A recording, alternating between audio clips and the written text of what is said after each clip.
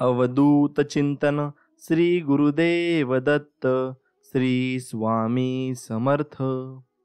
नमस्कार मित्रांनो, असेच प्रेमळ आणि भावनात्मक आध्यात्मिक संदेश ऐकण्यासाठी आपल्या चॅनलला आत्ता सबस्क्राईब करा। धन्यवाद। स्वामी म्हणत आहेत, मी जाहीर करतो की तुमची परिस्थिती एक चमत्कारिक वळण घेणार आहे। तुमची तब्येत नक्की सुधारेल आणि माझ्या कृपेने तुम्हाला तुमच्या हातात अनपेक्षित संपत्ती मिळेल, कारण तुमच्या घरी चमत्कार आणि आशीर्वाद येणार आहेत।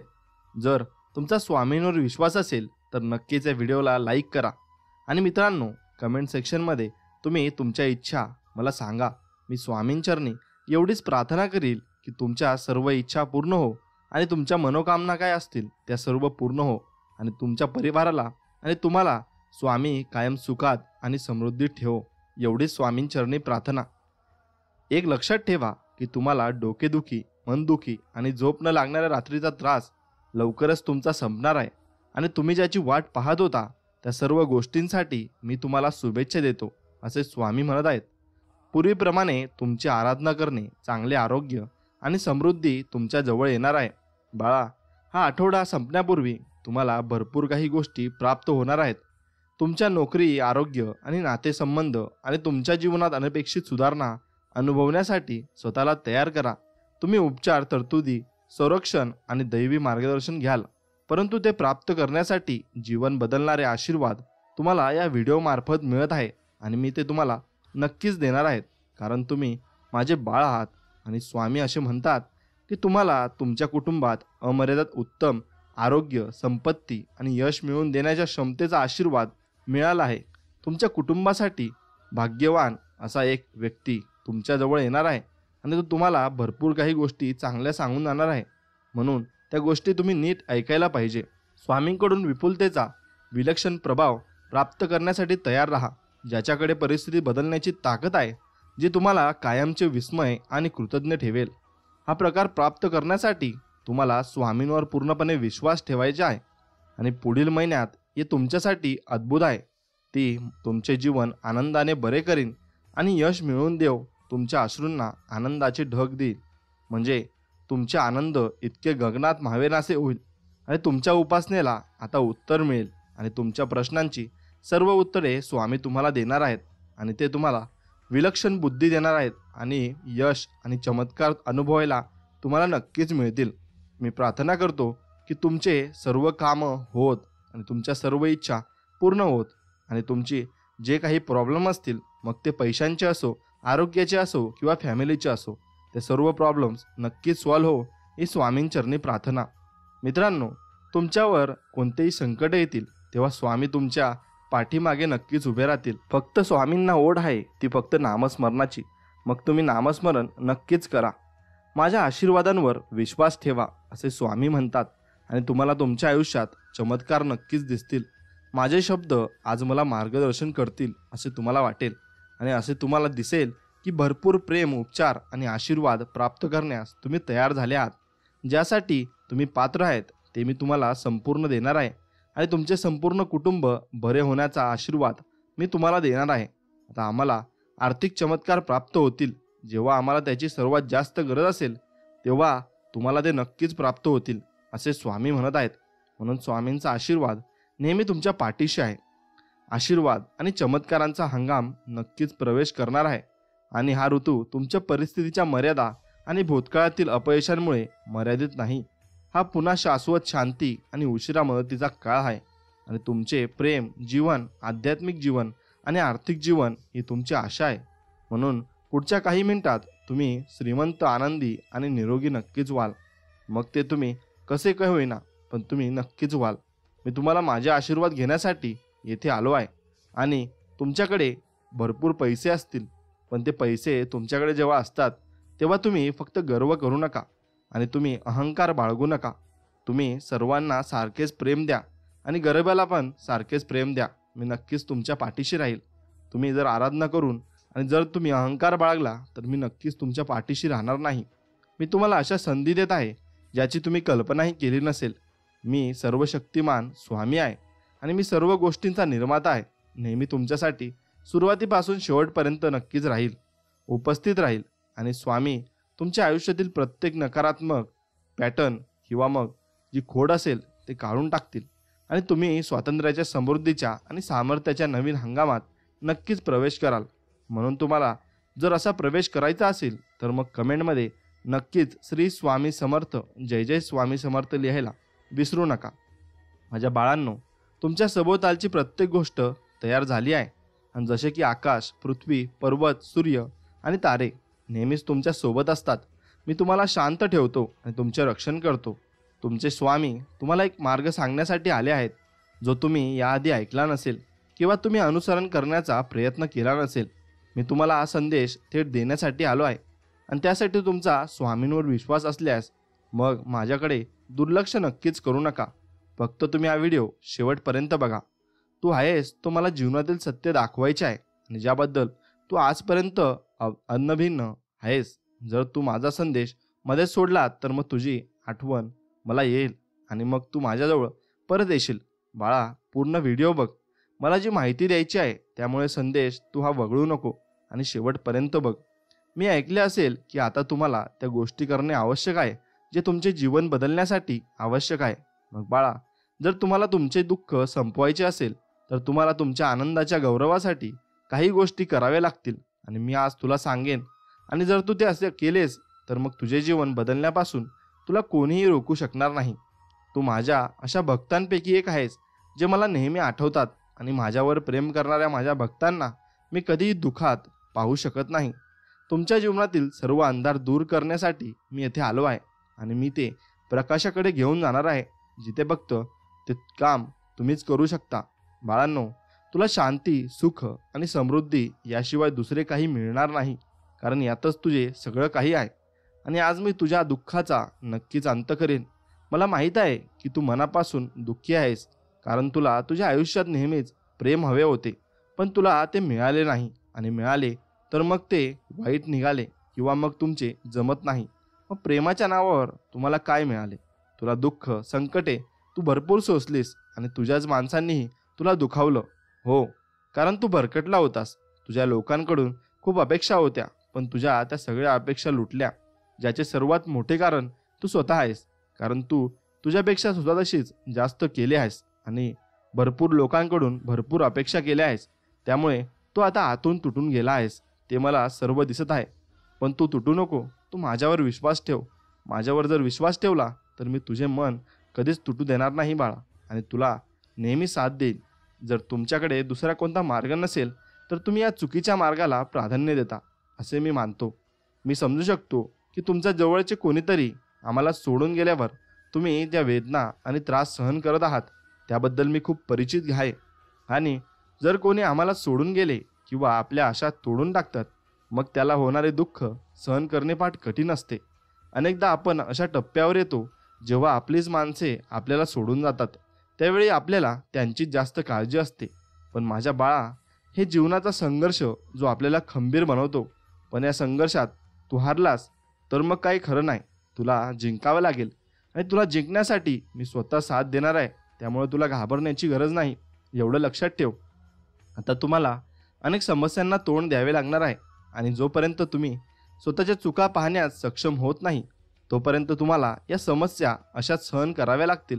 परंतु मी तुम्हाला ज्ञान देण्यासाठी आलो आहे जे तुमच्यासाठी खूप महत्त्वाचे आहे. एक गोष्ट जी आपल्याला प्रत्येक समस्येतून बाहेर पडण्यास मदत करते.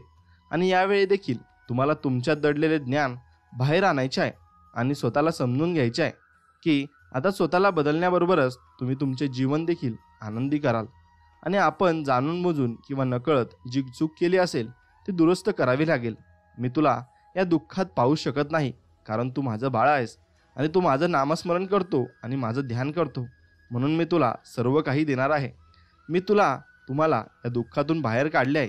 तुम्ही आता जे काही दुःख सोसत आहात ते तुम्ही फक्त कारणीभूत आहात. आणि कारण तुम्ही असे अनेक चुका केल्या आहेत आणि त्या चुका केल्यानंतर तुम्ही त्यांमध्ये कोणत्याही प्रकारची सुधारणा केली नाही. हे केले आहे, पण तुम्ही लक्षात ठेवा की तुमच्या आयुष्यात बहुतेक दुःख आले आहेत. त्यामुळे या दुःखातून मुक्ती मिळण्यासाठी मी तुम्हाला उपाय सांगणार आहे. सर्वप्रथम तुम्हाला तुमचे वाईट कर्म आता सोडावे लागेल आणि आज तुम्हाला माझी पूजा करावी लागेल आणि माझे नामस्मरण करा. नामस्मरणाने तुमचं मन एकदम हलकं होईल. आणि माझ्या मंदिरात जा आणि आजपासून तू करत असलेल्या सर्व वाईट गोष्टींचा त्याग करण्याचे वचन मला दे. मी स्वतः स्वामी तुझ्याशी बोलत आहे. ती वाईट गोष्ट काहीही असो, ती शक्ती असते. मग ते तुमच्या आत दडलेले रहस्य असो किंवा दुसऱ्या व्यक्तीबद्दल मत्सराची भावना असो, भले ते लहानातले पाप असो, पण आज तुम्हाला सर्व गोष्टी सांगायच्या आहेत.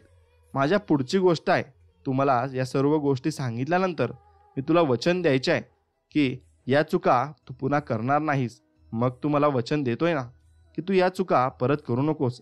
जर तुला मला वचन द्यायचे असेल तर कमेंट सेक्शनमध्ये नक्कीच टाईप कर की स्वामी, मी तुम्हाला वचन देतो की माझ्या सर्व वाईट सवयी मी आजपासून सोडून देईल आणि मला चांगल्या सवयी लागण्यासाठी तुम्ही मला आशीर्वाद द्या. स्वामी म्हणतात, तुमच्या आयुष्यात प्रत्येक गोष्ट सकारात्मक वळण घेणार आहे. प्रत्येक माणूस तुमच्याशी चांगला वागणार आहे. अनेक चांगल्या गोष्टी येत आहेत. तुम्हाला खूप मोठा आशीर्वाद मिळेल. उद्या ब्रह्मांड तुम्हाला एक वरदान देईल जे प्रत्येक चिंता दूर करेल आणि तुमच्या जीवनाचा तुम्हाला आवश्यक भरपूर काही गोष्टी देऊन जाईल. देवाच्या गुणगानाचा आवाज तुम्हाला ऐकू येईल. तो तुम्हाला खात्री देतो आहे की तुमच्या जीवनातील प्रत्येक गोष्ट सकारात्मक बदलण्याच्या मार्गावर आहे. थकवा आणि संशयाच्या आक्रोशात तो आम्हाला खात्री देतो. सर्व काही विनंती करून तो आम्हाला सांगतो आहे की तुमच्या सर्व इच्छा आता पूर्ण होणार आहेत आणि तुमच्या मार्गातील सर्व काटे आता निघून जाणार आहेत. माझे आशीर्वाद येण्याची आता वेळ आली आहे, म्हणून तुम्ही नक्कीच तयार राहा. आमच्या येण्याची वाट पाहत आहात तर मग कमेंट सेक्शनमध्ये लिहा, श्री स्वामी समर्थ, जय जय स्वामी समर्थ. तुमचा विश्वास अजून दृढ करण्यासाठी तुम्ही स्वामींवर पूर्णपणे विश्वास ठेवला पाहिजे. ब्रह्मांड आपल्याला एक अद्भुत आशीर्वाद देण्यात तयार आहे, ज्यामुळे आपल्या आत्म्याला ओझे असलेल्या प्रत्येक काळजीला भंग होईल. आणि खूप मोठी गोष्ट आहे, भेट त्याचा प्रभाव आपल्या अस्तित्वाच्या प्रत्येक पैलूवर पसरेल. त्यामुळे खूप दिवसांपासून रेंगाळलेली शंका दूर होईल. तुम्ही हसा, मित्र आणि संपत्ती आणि खरे प्रेम आकर्षित कराल. तुमच्या प्रत्येक क्षेत्रात सकारात्मक ऊर्जा येईल. आयुष्य तुम्ही हे सर्व मिळवण्यास पात्र आहात. स्वामी म्हणतात, तक्रार करणे थांबवा आणि तक्रार करू नका. अतिविचार तुम्ही स्वतःला खूप दलदली ढकलत आहात. अतिविचार करणे फार प्राणघातक आहे, एवढे लक्षात ठेवा. हे असे आहे जेव्हा तुम्ही माझ्यावर विश्वास ठेवला पाहिजे. आणि तुमचा माझ्यावर विश्वास कुठे आहे? मी तुमच्यावर प्रेम करतो. मी तुम्हाला निराश करणार नाही. प्रतिकूल परिस्थितीत निराशा आमच्या मूल्यांवर प्रश्नचिन्ह लावणे सोपे आहे आणि उद्देश तरी या दैवी शब्दात स्वामी आपल्याला आठवण करून देतात की ते आपल्याला विसरलेले नाहीत. ते आपण सहन केलेले संघर्ष आणि आपण घेतलेल्या लढाया पाहतात. आपल्या अंतःकरणाला भारून टाकणारा थकवा आणि ते अश्रू ते जाणतात. अंधारात आपण काय उडून गेलो, कुठे गेलो हे फक्त त्यांनाच माहीत आहे. आणि अटूट प्रेमाने ते आपला निचरा मित्र म्हणून नुसतं आपल्या पाठीमागे असतात. आणि दैवी हस्तक्षेपाचा एक क्षण म्हणजे ते करण्यास ते तयार आहेत. आणि आशीर्वाद एका तेजस्वी सारखे रात्रीच्या आकाशात फिरते. तिच्याकडे पुनर्कर्मित करण्याची शक्ती आहे असे दिसते. मग त्रिकोणातील आपले जीवन आपल्याला अद्याप समजू शकत नाही. ते स्वतःमध्ये बदलावे की मग ते सर्व काही तुमच्या आयुष्यातून निघून जाईल. मग ते स्वामींच्या हातात आहे. तुमच्या स्वामींच्या हातात सर्व दरवाजे उघडण्याची गुरु किल्ली आहे. ज्यांना आपण एकेकाळी विश्वास ठेवत होतो की ते कायमचे बंद केले जातील, पण ते स्वामी त्यांच्या कृपेचा सागर तुमच्यावर आणत आहे. आणि त्या सर्व गुरु किल्ल्या त्या तुम्हाला देण्यास तत्पर आहेत.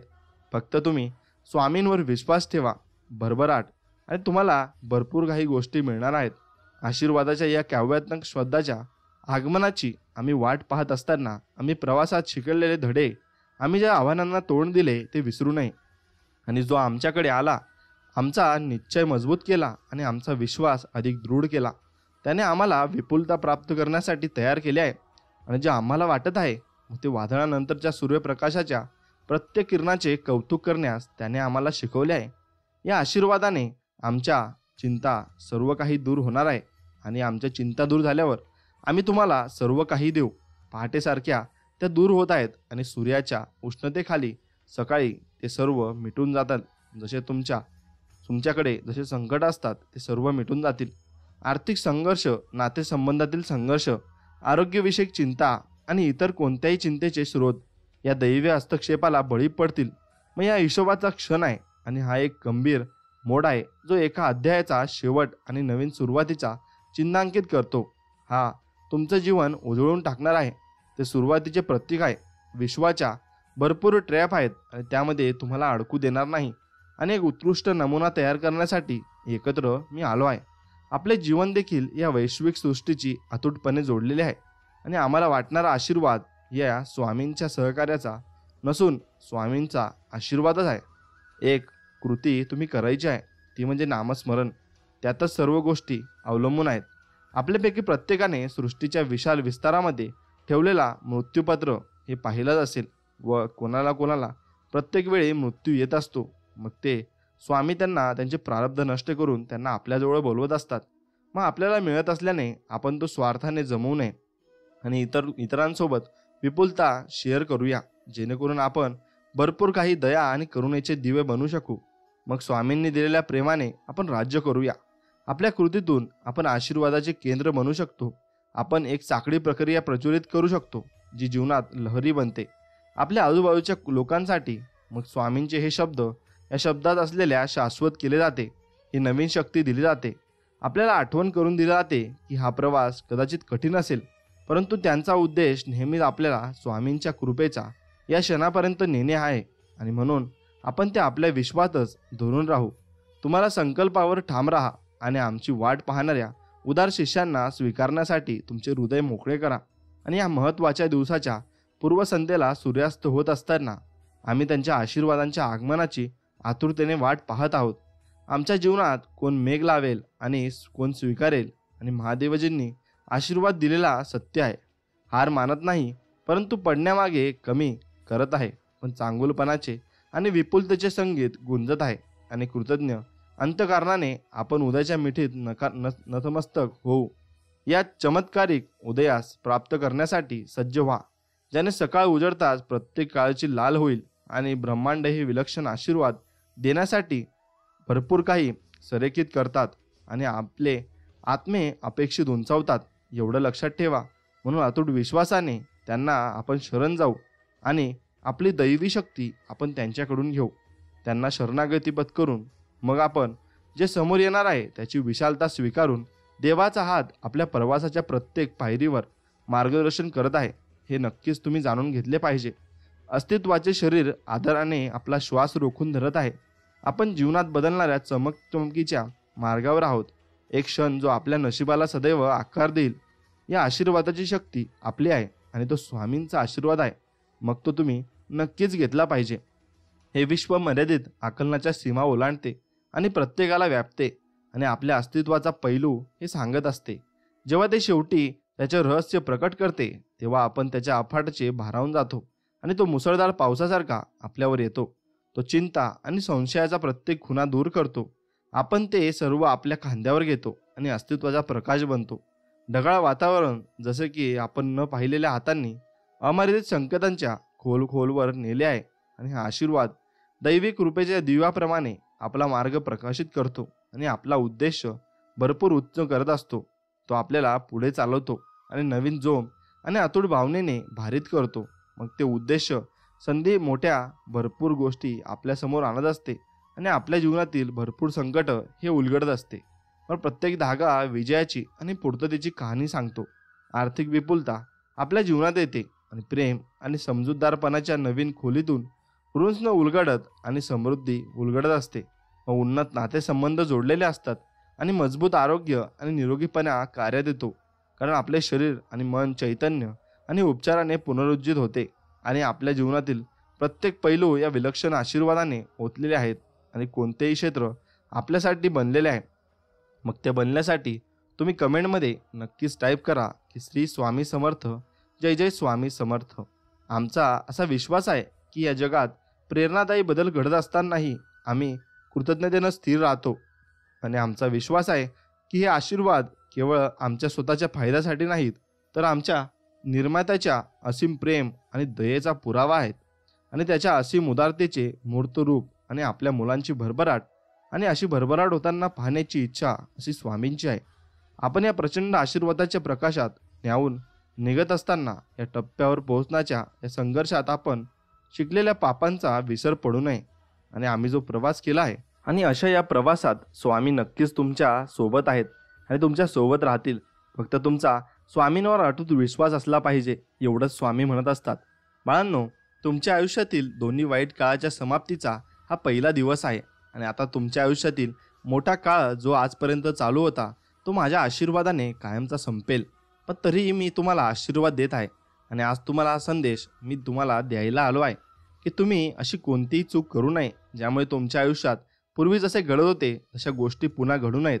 मग ज्यामुळे आता हे जीवन किती महत्त्वाचे आणि मौल्यवान आहे हे मला तुम्हाला स्वतःला समजावे लागेल. आणि तुम्ही हे तुमच्यासाठी करत आहात. आणि स्वामी म्हणजेच तुमचे देव आहेत आणि ज्याच्या अस्तित्वाने सर्व शुभ कार्य घडतात. आणि आज मला तुम्हाला समजावेसे वाटते की तुमच्या आयुष्यात सर्व चांगल्या गोष्टी असाव्यात, शुभ कार्य कशी पूर्ण करावी, कारण लहान आयुष्य आहे आणि तुम्ही तुमच्या आयुष्यात नेहमी इकडे तिकडे भरपूर गोष्टी या करत असतात. असे मला वाटत नाही की तुम्हाला कोणत्या दुःखात मी न्यावे आणि कुठल्या दुःखात तुम्हाला टाकावे. म्हणून बाळा, स्वतःमध्ये पाहण्याचा प्रयत्न करा, कारण जोपर्यंत तुम्ही आत दिसणार नाही स्वतःला आणि ते समजून घेणार नाही मग तुम्हाला तुमच्या आत काही दिसणार नाही. तुम्ही सर्व मार्ग स्वतःच उघडतील. फक्त स्वतःवर विश्वास ठेवा, कारण तुमचा विश्वास तुम्हाला नेहमीच पुढे घेऊन जातो. ते वाईट लोक जे तुमच्या मागे असतात फक्त तुम्हाला दाखवायचे असते तेच तुम्हाला कधीच नको असते. तुमच्या आयुष्यात यशस्वी तुम्ही व्हायला पाहिजे. मी अशा लोकांना तुमच्या आयुष्यातून कायमचे काढून टाकीन जे तुमचा तिरस्कार करतात आणि तुम्हाला साथ देत नाही. मग तुला मला साथ द्यावी लागेल. हे सर्व माझ्या दाखवलेल्या मार्गावर चालण्यानेच शक्य आहे. म्हणून मी काय करेल हे तुला बघायचे आहे आणि त्या मार्गावर चालायचे आहे. म्हणून मी तुला आज हे सर्व काही सांगतो आहे. लक्षपूर्वक ऐक. आयुष्य तेव्हाच संपते जेव्हा तुम्ही प्रत्येक आत्म्याला तुमच्या आयुष्यात घेतलं. आणि जर तुम्ही एखाद्या आयुष्यात प्रत्येक आत्मा घेतील तर जगतील आणि सर्वात मोठी शक्ती देखील तुम्हाला पुन्हा वर काढू शकणार नाही.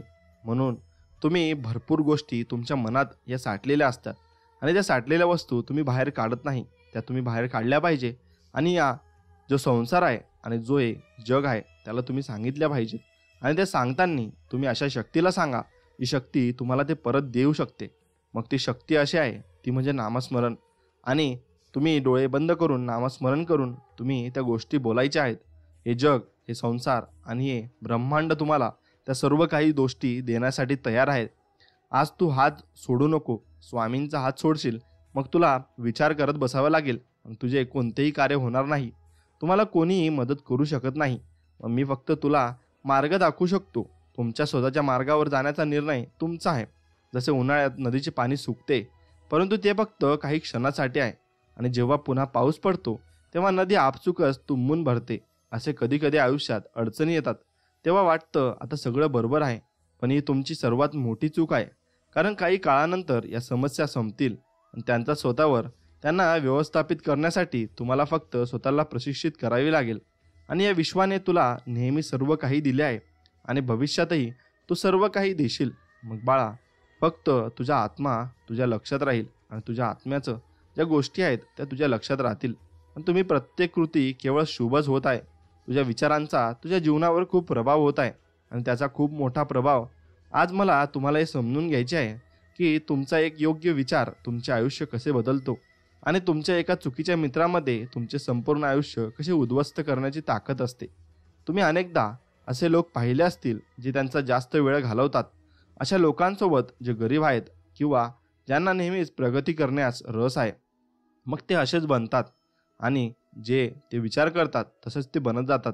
त्यांच्या सभोवतालचे वातावरण असे असते कारण त्यांच्या आत्म्याला नेहमीच हा विचार असतो की आपले आयुष्य फक्त गरिबी आणि अशक्तपणालाच घालवायचे. ते कधी पुढे जाण्याचा विचार करत नाही कारण त्यांचे विचार ते त्यांच्या मनात रुजतात आणि आत्मा हे जीवन फक्त गरिबी आणि अशक्तपणातच आहे. आणि मग त्यांचे शरीर ती सर्व त्यांच्या मनातली ही जी आत्म्याची जी वाटणे आहेत आणि जे ते म्हणतात ते खरी मानून त्यांचा स्वतःच जग म्हणून देतात आणि मग तेच त्यांना उलट मिळत असतं. म्हणून आपण कधी चुकीचं तोंडातून बोललं नाही पाहिजे. आणि या उलट तुम्ही पाहिलेलं असेल की बुद्धिमान लोकांपैकी कोणाला दिलासा मिळतो मग अशक्त असूनही तो हळूहळू शहाणा होऊ लागतो कारण त्याची आत्मा हा याचा विचार करू लागतो. तो देखील या लोकांसारखा बुद्धिमान आहे आणि हे विचार त्याला पुढे जाण्यास मदत करतात. तुमचे विचारच तुमच्या आयुष्यात पुढे जातात आणि बाकीचे तुमच्या विचारांनुसार पुढे जातात. बरं, तुम्ही पुढे जाताना म्हणूनच असे म्हणतात की कधी नकारात्मक विचार करू नका, नेहमी सकारात्मक विचार करा. सकारात्मक झोपणे कधीही नकारात्मक काही होऊ शकत नाही. मग तुम्ही सकारात्मक झेप घ्या. बाळा, आजपासून आणि या क्षणापासून नेहमी तुमच्या आत्म्याच्या विचारांवर नियंत्रण ठेवा आणि हे विचार तुमच्या जीवनावर प्रभाव टाकतात. बरेच काही हे तुमचे जीवन बदलून टाकतात. तुम्ही जे विचार करता तेच तुम्ही कराल आणि तेच तुमच्यासोबत होईल. तुमचे शरीर हे करेल आणि हे तुमच्या जीवनावर त्याच प्रकारे परिणाम करेल. मग बाळा, तू नेहमी माझ्यावर विश्वास ठेवला पाहिजे, कारण मला तुझ्या आयुष्यासाठी सर्वोत्तम असे भरपूर तुला ज्ञान द्यायचे आहे आणि भरपूर गोष्टी द्यायच्या आहे. आणि तुला माहीत आहे की आपण दररोज जे काही करतो आपल्यासाठी शुभ गोष्टी आणि प्रत्येक शुभ कार्यात उपस्थित राहणे माझ्यासाठी खूप महत्त्वाचे आहे आणि माझ्या डोळ्यांपासून कोणतीही गोष्ट लपलेली नाही. मी यावेळी तुमच्या जीवनात असलेल्या तुमचा दुःख आणि वेदनांबद्दल सर्व काही पाहू शकतो आणि मला माहीत आहे की तुम्ही तुमच्या आयुष्यात खूप आनंदी आहात. तुला त्रास झाला तरी मी तुमच्या सोबत असतो. मग तुमच्यासाठी कोणते त्रास आहेत?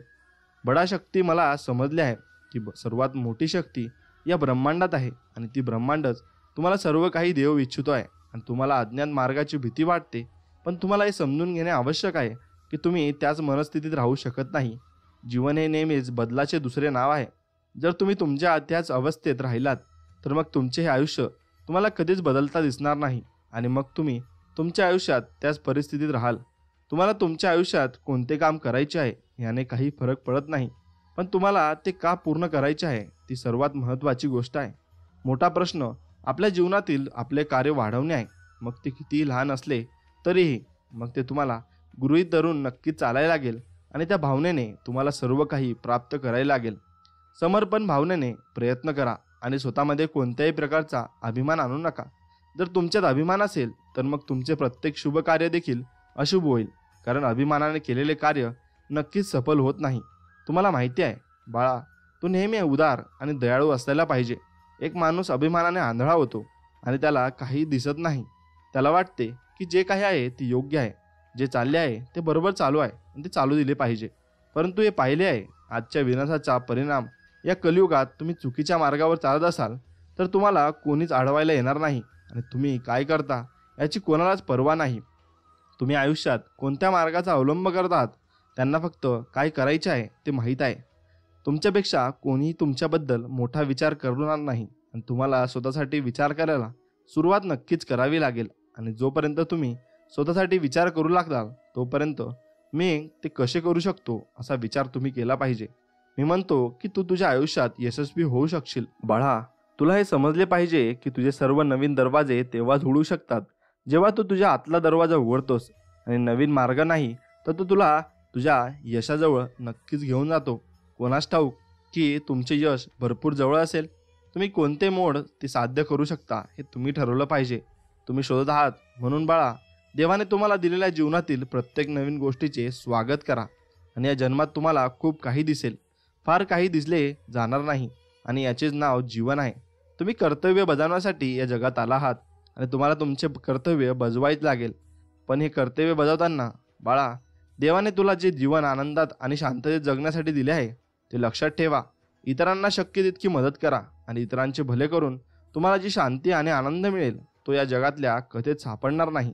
जेव्हा तुम्हाला असे वाटते आता तुमच्या जीवनातील सर्व काही पुरेसे आहे, तेव्हा तुम्ही अशा लोकांना मदत करा जे जीवनात अडचणीत आहेत आणि तुझ्या सहाय्याने त्या लोकांचे जीवन ढगाळ होईल आणि ते भरपूर काही तुला आशीर्वाद देऊन जातील.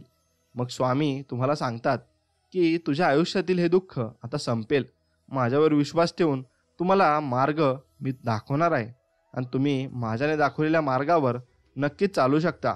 तरच तुम्ही आनंद आणि शांतीने परिपूर्ण व्हाल आणि या आनंद आणि शांतीचा तुमच्या जीवनावरही नक्कीच परिणाम होईल. आणि परिणाम असा होईल की तुम्हाला तुमच्या मनाप्रमाणे सर्व काही गोष्टी मिळतील आणि त्या गोष्टी मिळत गेल्या मग तुम्हाला सर्व काही समाधान लाभेल. आणि समाधान लाभले म्हणजे तुमचे जीवन जगण्यास तुम्ही अतिउत्तम ठराल. आणि तुमचे जीवन जगत असताना तुम्हाला कोणत्याच अडचणी नक्कीच येणार नाहीत आणि अडचणी आल्या तरी स्वामी तुमच्या पाठीशी नक्कीच उभे राहतील. एवढं मात्र खरं आहे. आणि तुमच्या जीवन जगत असताना तुम्हाला भरपूर गोष्टींच्या भीती वाटत असते, पण तुम्हाला भीती बाळगण्याची गरज नाही. स्वामी तुमच्या पाठीशी आहेत ना, मग भीती कशाची बाळगायची? मग भीती असेल तर मग भीतीला दूर करण्यासाठी भरपूर उपाय आहेत ते मी तुम्हाला सांगतो. जी गोष्ट करायची तुम्हाला भीती वाटते तीच गोष्ट करा. मग भीतीचे मरण अटळ आहे.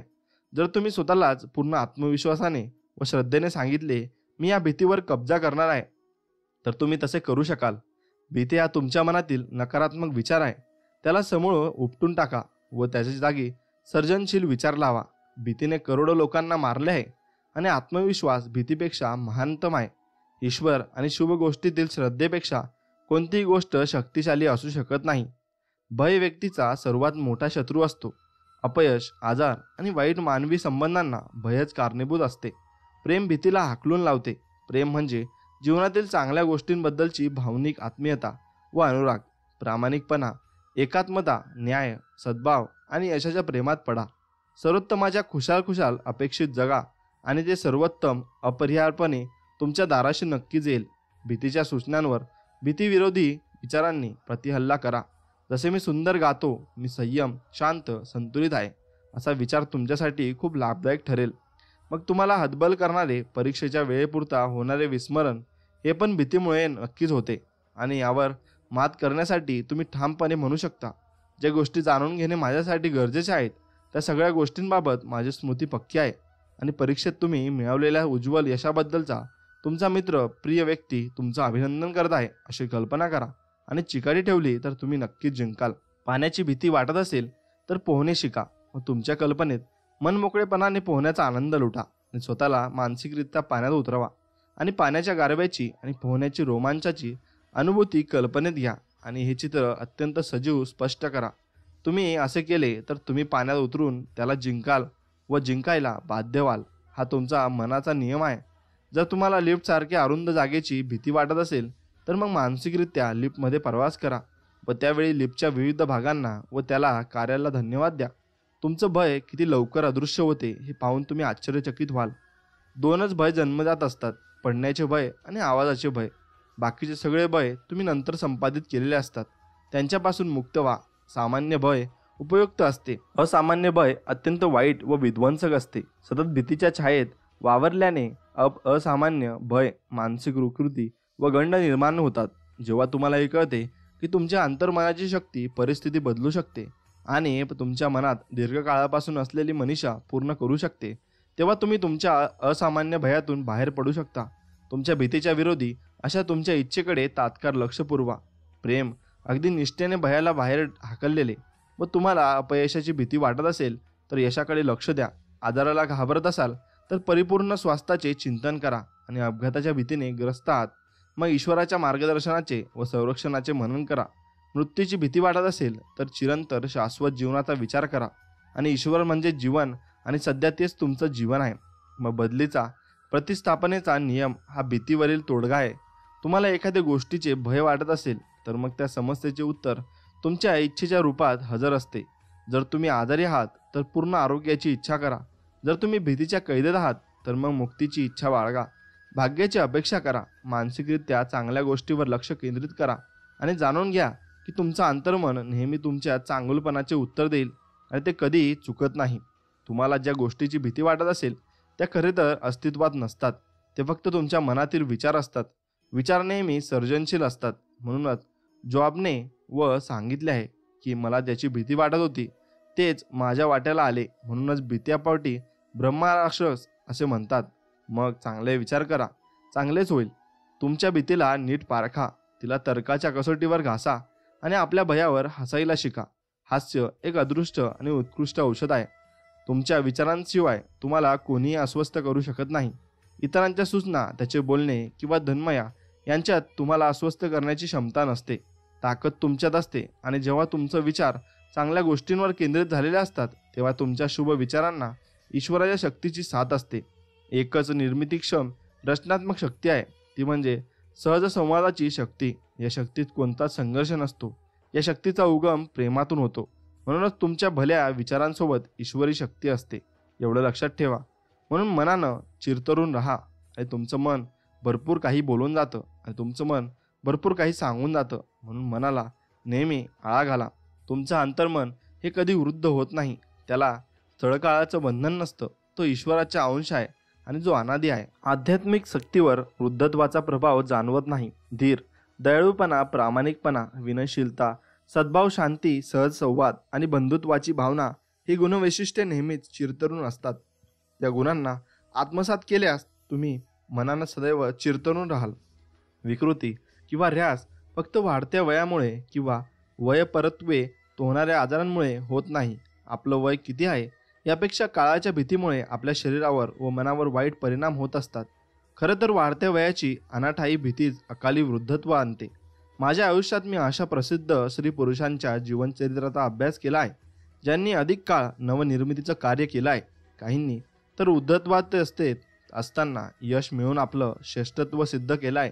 आणि मी अशा अनेक व्यक्तींना भेटलो आहे ज्या खूप प्रसिद्ध नाहीत, पण त्यांच्या कार्यक्षेत्रापुरत्या त्या नामवंत आहेत. आणि यांच्यावरून असे लक्षात येतं की वाढतं वय हे मानसिक व शारीरिक शक्तीचं खच्चीकरण करत नाही व करूही शकत नाही. तो वैचारिक पातळीवर वयोवृद्ध झाला. मग ही गोष्ट आपण यातून एक जाणून घेऊ की कशा गोष्टी माणसासोबत घडत असतात. भरपूर गोष्टी या घडत असतात. मग लेखक म्हणतात की लंडनमध्ये माझ्या एका जुन्या मित्राला बऱ्याच वर्षांनी भेटलो. त्याचे नुकतंच 81 वर्षात पदार्पण केलं होतं. मग अनेकांसाठी ही आनंदाची पर्वणी असू शकते, पण तो मात्र उदास होता. मी जेव्हा त्याला पाहिलं तेव्हा मला थोडा धक्काच बसला. कोणतीही वैद्यकीय समस्या नसतानाही तो अतिशय अशक्त, दुर्बल दिसत होता.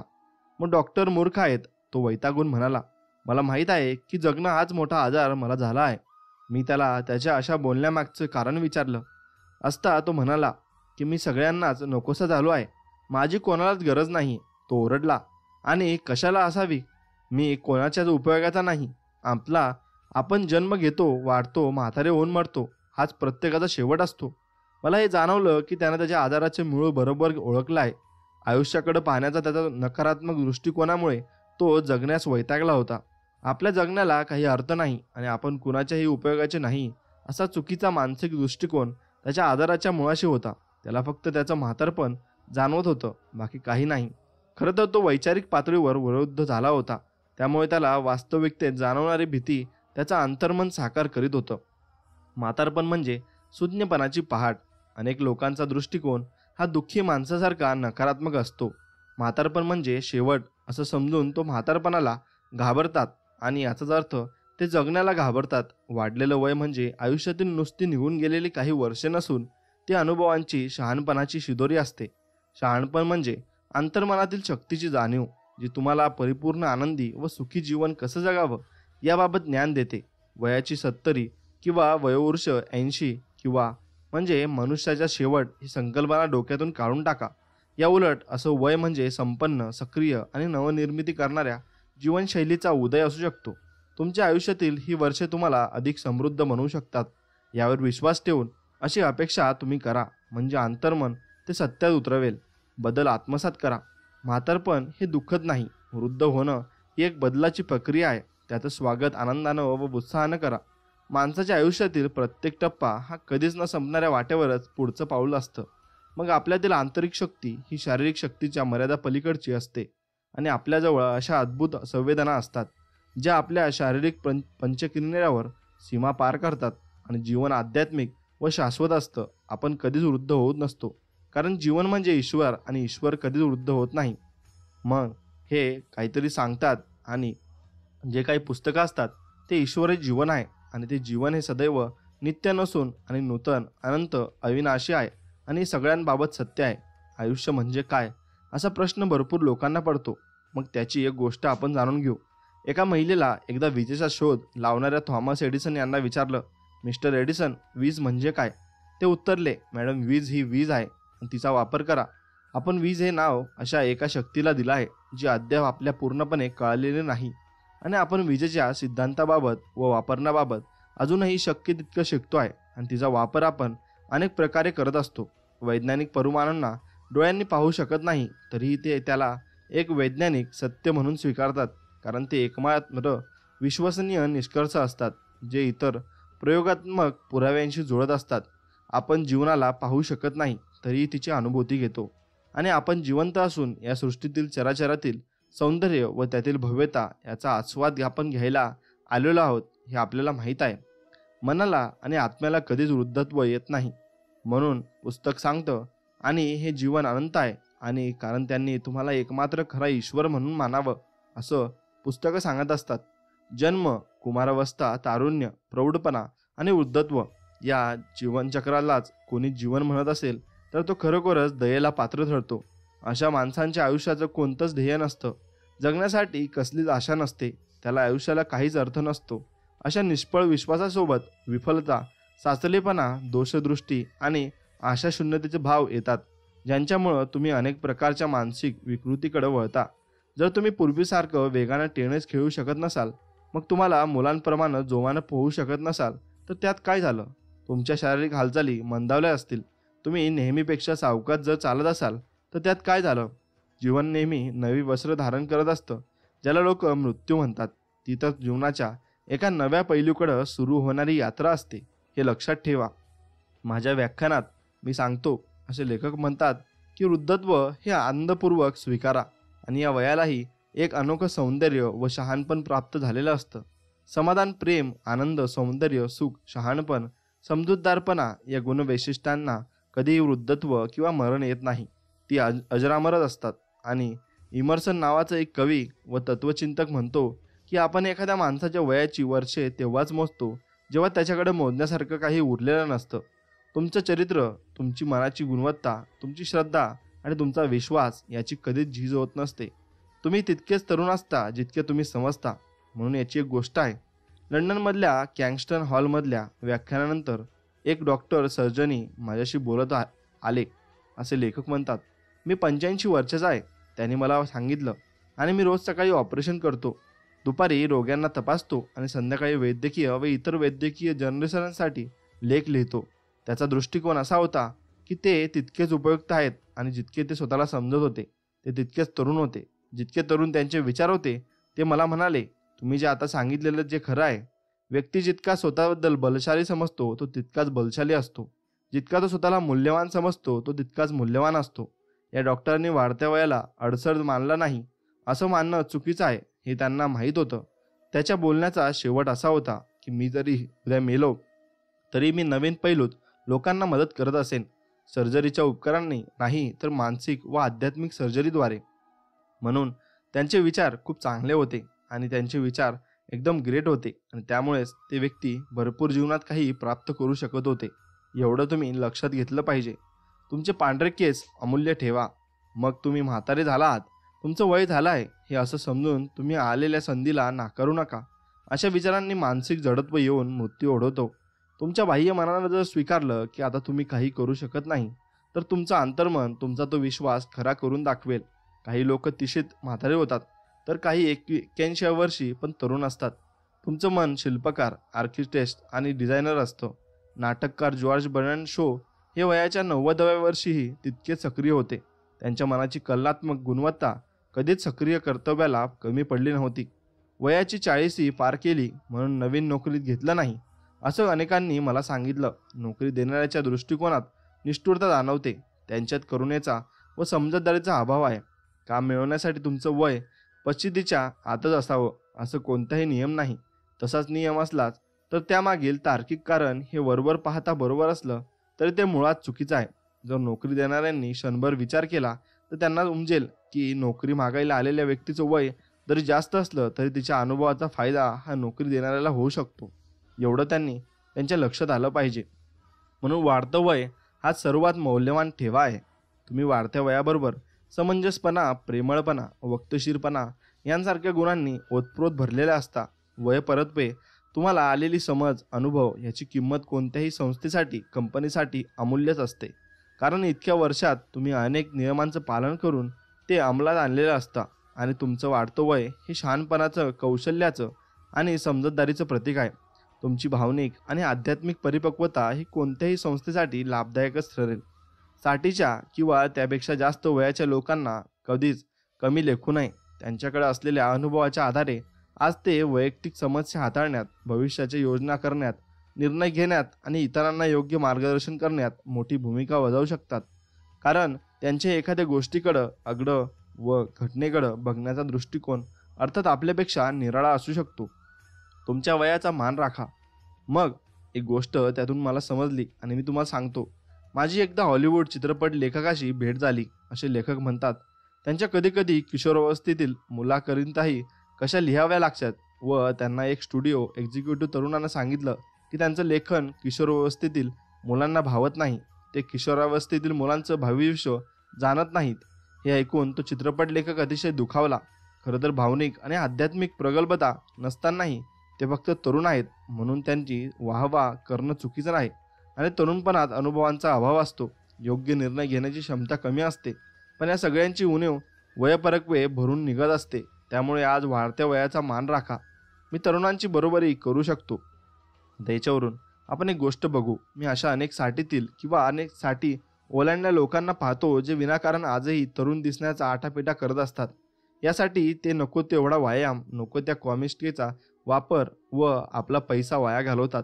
अशामुळे कोणीही तरुण दिसत नाही. आपण तरुण दिसत आहोत असा स्वतःशीच ते वारंवार म्हणत असतात.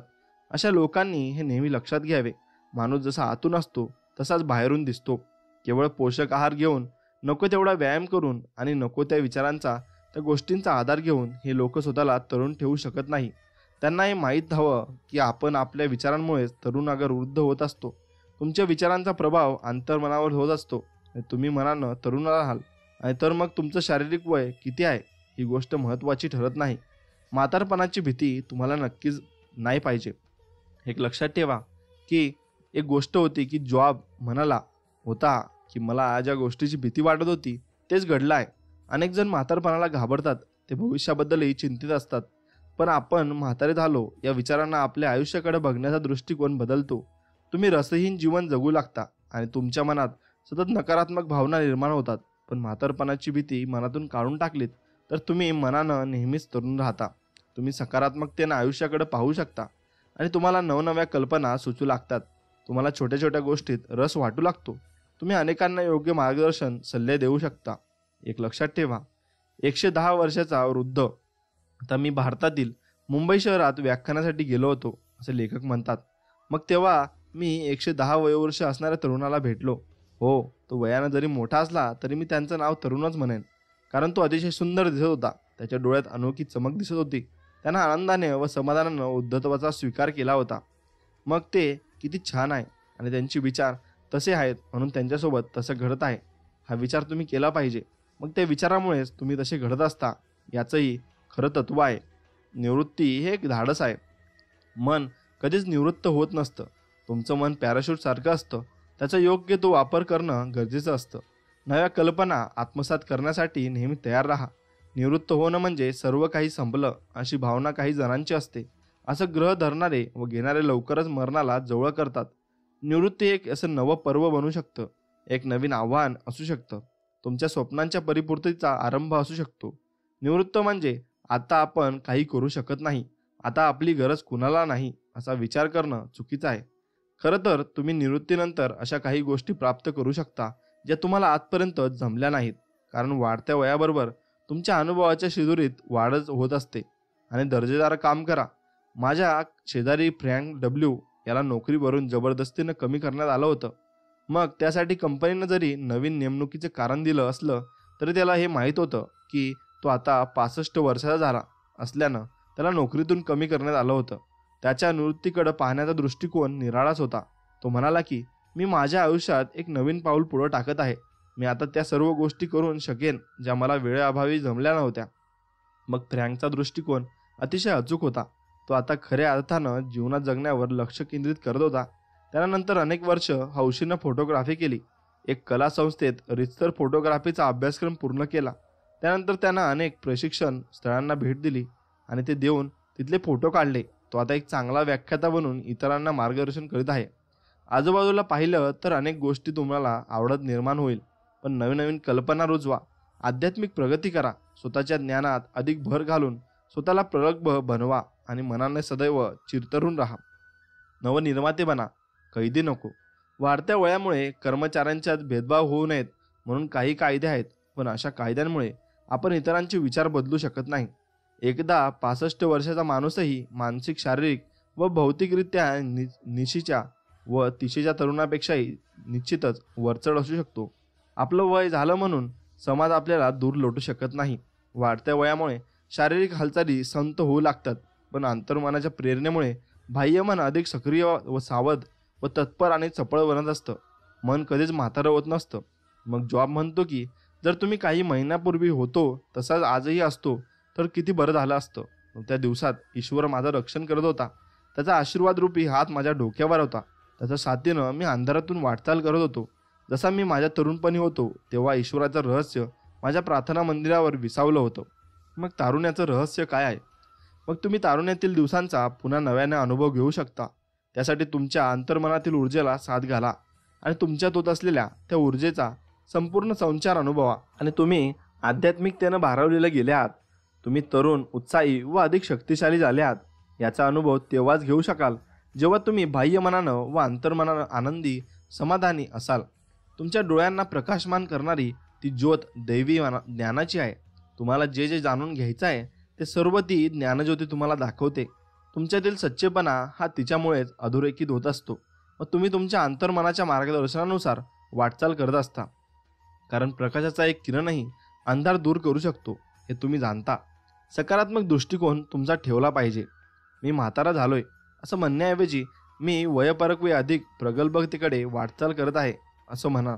म्हातारपण म्हणजे उतरती कळा, आजारपण, निरोगी योगी आणि असं सांगणाऱ्या सर्व माध्यमांकडं दुर्लक्ष करा, कारण ते खोटं आहे. अशा बाबींचा परिणाम तुमच्यावर होऊ शकतो व होऊ देऊ नका. मृत्यूचं भय न बाळगता जीवनाचं स्वागत करा. स्वतःला एका आनंदी, तेजस्वी, यशस्वी, संतुलित आणि शक्तिशाली रूपातच नेहमी पहा. तुम्ही मनानं कधीच म्हातारे होत नाही. लक्षात ठेवा, तुम्ही मनानं म्हातारे झालात तर मग तुमच्याकडं सर्व गोष्टी या येणार नाहीत. 9व्या वर्षी क्रियाशील मन. माझ्या वडिलांनी, लेखक असे म्हणतात की माझ्या वडिलांनी वयाच्या 65व्या वर्षी फ्रेंच भाषा शिकली आणि 70व्या वर्षी ते त्या भाषेतील पंडित बनले. 60व्या वर्षानंतर त्यांनी गॅलिक शिकायला सुरुवात केली आणि ते त्या विषयाचे ख्यातनाम शिक्षक बनले आणि ते 99व्या वर्ष असताना त्यांचं निधन झालं. तोपर्यंत ते माझ्या बहिणीला उच्च शिक्षणात्मक मदत करत होते. वयाच्या 99व्या वर्षीही त्यांची बुद्धिमत्ता अतिशय तल्लख होती. खरं तर त्यांच्या तर्कशक्तीत वाढत्या वयाबरोबरच भरच पडत होती आणि खरं वृद्धत्व हे मानणाऱ्या अवलंबून असतं. म्हणून ते तुम्ही काय मानता याच्यावर सर्व काही गोष्टी या अवलंबून असतात. एवढा तुम्ही नक्कीच विचार केला पाहिजे. मित्रांनो, वृद्धत्वाची भरपूर फळं आहेत. त्यांची त्वचा लहान बाळापेक्षा मऊसर असेल तो पुन्हा तारुण्याच्या दिवसाची अनुभूती घेऊ शकेल. वृद्धत्व म्हणजे ईश्वराचं सखोल चिंतन, मनन करणं होय. आणि तुम्ही एका अनंत यात्रेतील प्रवासी आहात याची जाणीव ठेवा. हे जाणीव तुम्हाला झाली म्हणजे त्या भजनीप्रमाणे तुम्ही म्हणाल त्यांना वृद्धपणात आणखीन फळं येतील. हे दष्टपुष्ट आणि शुद्र असतील. पण आत्म्याची फळं म्हणजेच प्रेम, आनंद, शांती, सहनशीलता, मृदुता, चांगुलपणा, विनम्रता, सहिष्णुता ही आहेत. त्यांच्या विरोधात कोणताच कायदा नाही. तुम्ही एका अशा अमर्यादित जीवनाचे पाल्य आहात ज्याला अंत नाही आणि तुम्ही शाश्वततेचे, अनंताचे वारस आहात हे लक्षात ठेवा. सहनशीलता, दयाळूपणा, प्रेम, आनंद, सुख, शहाणपण आणि समंजसपणा हे सर्व गुण आहेत ज्यांना वृद्धत्व कधीच येत नाही. ते आत्मसात करा. तुमच्या वागण्यातून ते जाणून घ्या आणि नेहमीच मनानं तरुण राहा. काळाच्या परिणामांच्या भीतीमुळे अकाली वृद्धत्व येऊ शकते. वाढतं वय म्हणजे आयुष्यातील कमी झालेले दिवस नव्हे, तर दिवसागणिक वाढतं जाणारे शहाणपण व अनुभव होय. वय वर्षे 65 ते 95 या तुमच्या आयुष्यातील नवनिर्मितीचा काळ असतो. वाढत्या वयाचं स्वागत करा. वाढतं वय म्हणजे कधी न संपणाऱ्या जीवनपथावर अधिक उंचीवर जाणं. ईश्वर म्हणजे जीवन. आता ते तुमचं जीवन आहे. जीवन हे अनंत, अनादी आणि स्वतःला नित्य नूतन करणारं असतं. हेच मानवाच्या बाबतीत सत्य आहे. मन हे अदृश्य स्वरूपात असतं. तुम्हाला एक मन आहे ते तुम्हाला माहीत आहे. तुम्ही वृत्तीला पाहू शकत नाही, पण तुम्हाला खेळाची वृत्ती, कलाकारांची वृत्ती, संगीतकाराची वृत्ती, वक्त्याची वृत्ती खरी असल्याचं माहीत असतं. तसंच तुमच्या मनात असलेली भल्याची वृत्ती, सत्याची वृत्ती आणि सौंदर्याची वृत्ती या देखील खऱ्या आहेत. तुमचे जीवन पाहू शकत नाही, पण तुम्हाला कळतं की तुम्ही जिवंत आहात. वृद्धत्व म्हणजे ईश्वराचं सखोल दृष्टीनं केलेलं चिंतन, मनन असतं. तारुण्यातील आनंदापेक्षा वृद्धत्वातील आनंद महान असतो. तुमचं मन आध्यात्मिक व मानसिक कार्यात मग्न होतं आणि तुम्हाला ईश्वराशी एकरूप होण्याची संधी मिळावी म्हणून म्हातारपणी तुमच्या शरीराच्या हालचाली मंदावतात. आपण कोणत्याही व्यक्तीचं वय तोपर्यंत मोजत नाही जोपर्यंत त्यांच्याजवळ मोजण्यासारखं काहीच उरत नाही. तुमची श्रद्धा आणि विश्वास कधीच नष्ट होत नाही. तुम्ही जसा विचार करता तसं तुम्ही असता. तुम्ही तितके शक्तिशाली असता जितके तुम्ही स्वतःला मानता. तुम्ही तितकेच उपयुक्त असता जितके उपयुक्त तुम्ही स्वतःला वाटता. आणि तुमचे पांढरे केस म्हणजे अमूल्य ठेवा आहे. आणि तुम्ही वय परत्वे आलेल्या अनुभवातून जो सुज्ञपणा, ज्या क्षमता व जी प्रतिभा मिळवलेली असते ती विकत असता. फक्त पोषक आहार, व्यायाम, महागडी औषधे तुम्हाला तरुण ठेवत नाही. आपण जसा विचार करतो तसेच असतो. मग म्हातारपणाच्या भीतीनं शारीरिक व मानसिक खच्चीकरण होत असतं. मला ज्या गोष्टीची खूप भीती वाटत होती तीच माझ्या बाबतीत घडली असा विचार टाळा. जेव्हा तुम्ही स्वप्न पाहणं थांबवता, जेव्हा जीवनातून तुमचा रस उडून जातो, तेव्हा तुम्ही वृद्ध होता. जर तुम्ही चिडचिडे, हेकट, लहरी, हट्टीखोर, क्षुल्लक कारणावरून चिडणारे असाल तर तुम्ही वृद्ध असता आणि तुमच्या मनात ईश्वरीय सत्य व्यापून राहू द्या. तुम्ही अनंत जीवनाकडचं सातत्यानं न पाहता पुढं पाहत राहा आणि तुमची निवृत्ती एक अपूर्व संधी माना. तिचा पुरेपूर वापर करा. नवनवीन गोष्टीचा अभ्यास करा. नवीन आवड विकसित करा. आयुष्य आनंदानं, समाधानानं कसं जगता येईल याकडे लक्ष केंद्रित करा. नवनिर्मिते बना आणि समाजाचे कैदी नको. तुमच्या गुणांना व प्रतिभेला अति विनम्रतेच्या बुराखड्यात अडवू नका. प्रेम, आनंद, आंतरिक शांती आणि हास्य हे चिरतारुण्याचं रहस्य आहे. ईश्वर म्हणजे आनंदाची परिसीमा आहे आणि ईश्वराजवळ अंधाराच्या लवलेशही नसतो. कित्येक महान कलाकार, वैज्ञानिक, लेखक व इतर अनेकांनी त्यांची महानता वयाच्या 80 वर्षानंतर सिद्ध केली आहे. त्यामुळे तुम्ही जरी श्रेष्ठ असाल तरी तुमची इतरांना आज गरज आहे. आणि हे लक्षात ठेवा, प्रेम, आनंद, शांती, सहनशीलता व तुम्ही सर्व काही लोकांना देऊ इच्छिता आणि ते तुम्ही नक्कीच दिले पाहिजे.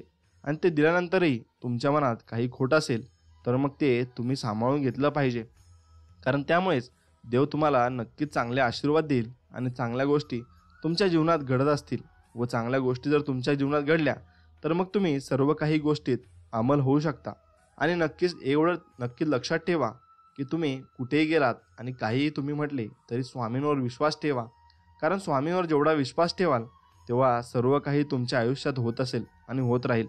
मग तुम्ही स्वामींचे नामस्मरण कधी विसरू नका. स्वामींचे नामस्मरण हे करतच राहा. कारण नामस्मरणामध्ये भरपूर ताकद आहे आणि नामस्मरणामध्ये जी ताकद आहे ती कशातच नाही. नामस्मरणाने तुमचे सगळे मार्ग हे मोकळे होत असतात आणि नामस्मरणाने भरपूर आयुष्यात बदल होत असतात. म्हणून स्वामी समर्थांचे नामस्मरण हे तुम्ही नक्कीच केले पाहिजे. कारण स्वामी समर्थांचे नामस्मरण करत असताना तुम्ही भरपूर गोष्टी ह्या मिळवत असता आणि त्या जपामुळे तुम्हाला भरपूर गोष्टी प्राप्त होत असतात. मित्रांनो, स्वामी समर्थांच्या जपाने तुम्ही भरपूर काही तुमच्या आयुष्यात भरपूर सोनेरी दिवस आणू शकता. मग ते कसे आणता येतील हे आपण जाणून घेऊ. लक्षात ठेवा की तुम्हाला नामस्मरण हे दररोज करायचे आहे आणि ते न चुकता करायचे आहे. मग ते कसे? तुम्हाला श्री स्वामी समर्थ हा नामजप करायचा आहे आणि ह्या नामजपाचे तुम्हाला 108 वेळेस हा नामजप करायचा आहे. आणि 108 वेळेस जर तुम्ही हा नामजप केला तर मग तुम्ही भरपूर गोष्टी या तुमच्या आयुष्यात चांगल्या मिळवू शकता. कारण या नामजपामुळे तुमचे मन अगदी शांत होईल आणि शांत झालेलं मन तुमचं सर्व काही करू शकेल. मग तुम्ही शांत मनाने तुमच्या कामात भरपूर गोष्टी प्राप्त करू शकता. आणि तुमच्या कामात ज्या गोष्टी तुम्ही प्राप्त कराल त्यामुळे तुमचं आयुष्य नक्की सुधारेल. आणि तुमचं आयुष्य जर सुधारलं तर मग तुमच्या प्रार्थना नक्की स्वामी या स्वीकारतील. आणि स्वामी भरपूर प्रार्थना तुमच्या स्वीकारत असतात आणि ते मान्य करत असतात. मग त्यानंतर तुम्ही तारक मंत्र म्हणायचा आहे. तारक मंत्राने तुमच्या सर्व ज्या त्रुटी असतील आणि तुमच्या जीवनात ज्या येणाऱ्या समस्या असतील त्या समस्यांचं तुम्ही निराकरण नक्कीच करू शकता. म्हणून तुम्ही तारक मंत्र नक्कीच म्हणला पाहिजे. तारक मंत्र म्हणल्याने भरपूर गोष्टींचं निवारण तुमचं आपोआप होऊन जाईल. म्हणून तुम्ही तारक मंत्राकडे अधिक लक्ष दिलं पाहिजे. कोणत्याही अपेक्षा न ठेवता अति विश्वासाने आणि त्यांच्या नावाचा सातत्याने जप केल्याने तुम्हाला स्वामींजींकडे नेई जाईल आणि शेवट तुम्हाला तुमच्या जीवनात सकारात्मक घडामोडींचा अनुभव येईल. तुम्ही तुमच्या भोवती स्वामींचं एक कवच तयार कराल आणि लोकांनी स्वामींच्या उपस्थितीचा अनुभव घेतला आहे. शब्दात स्पष्ट करणे कठीण आहे. मी स्वतः अनगिनत घटना अनुभवल्या आहेत ज्यामुळे मला प्रश्न पडला तर कसे. मग स्वामी नक्कीच तुम्हालाही दर्शन देतील आणि मग तुम्ही तारक मंत्र आणि स्वामींचा हे नामजप हे केलेच पाहिजे. मग ते नामजप कसे? तुम्हाला फक्त बसून आणि डोळे बंद करून असा एक मंत्र म्हणायचा आहे. ते असे की श्री स्वामी समर्थ, श्री स्वामी समर्थ, श्री स्वामी समर्थ. हा मंत्र जप तुम्हाला 108 वेळेस करायचा आहे. आणि बघा तुमच्या मनाला किती शांतता वाटेल. आणि तुम्हाला तारक मंत्र नक्कीच म्हणायचा आहे.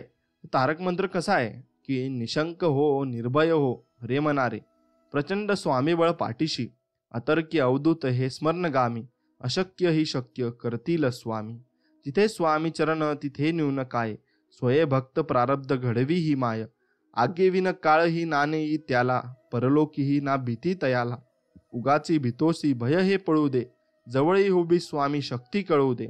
जगी जन्म मृत्यू असे खेळ ज्याचा, नको घाबरू तू असे बाळ त्याचा. खरा होई जागा श्रद्धेसहित, कसा होसी त्याविन तू स्वामी भक्त. कितीदा दिला तिने बोल त्यानीच सात, नको डगमगू स्वामी देतील हात. विभूती नमन नाम ध्यानादी तीर्थ, स्वामीच या पंच प्राणामृतात. हे तीर्थ घे आठ वीरे प्रचिती, न सोडती तया जया स्वामी घेती हाती. श्री स्वामी चरविंदापर्णमस्तु. श्री स्वामी चरविंदापर्णमस्तु.